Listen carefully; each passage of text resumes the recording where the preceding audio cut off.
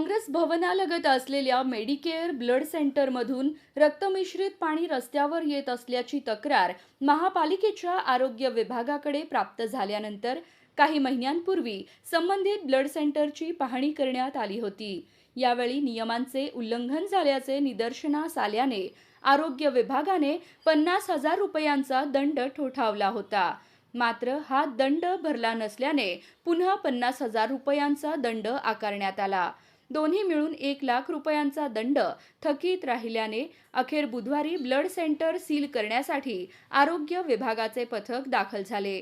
मात्र गुरुवारी संपूर्ण दंडाची रक्कम भरण्याचे आश्वासन दिल्याने सीलची कारवाई तुर्तास थांबविण्यात आली।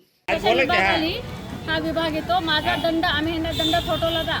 मागच्या पावसाळ्यात त्यांच्या लॅबमधनं जे रस्त्यावर रक्त आलं होतं त्या संदर्भात जनता दरबारमध्ये विजयकुमार उघडेने प्रश्न उपस्थित केल्यानंतर आयुक्तांनी मला दंड त्यांना लावण्यासाठी लावला सांगितलेला 50,000 दंड तो त्यांनी भरला नाही वारंवार सूचना देऊन। त्यामुळे आम्ही परत त्यांना दंड लावला। असा 1 लाखाचा दंड वसूल झाला नाही, त्यामुळे आम्ही सील करत ते तो भरतो म्हटले ना, ते जर आम्हाला दंड दिला तर आम्ही सील करू शकतो। 50,000 रुपये तुम्ही कशासाठी? त्या लॅबमधनं रक्त आलं होतं। त्यांचं म्हणणं आहे की ड्रेनेज बंद असल्या कारणाने लॅबचं रक्त पाठीमागून ते रोडवर आलं होतं आणि इन्व्हायरमेंटल पोल्युशन ॲक्टनुसार रक्ताचा एक थेंब पण बाहेर रस्त्यावर नसायला पाहिजे, तो जीवितास धोका असतो।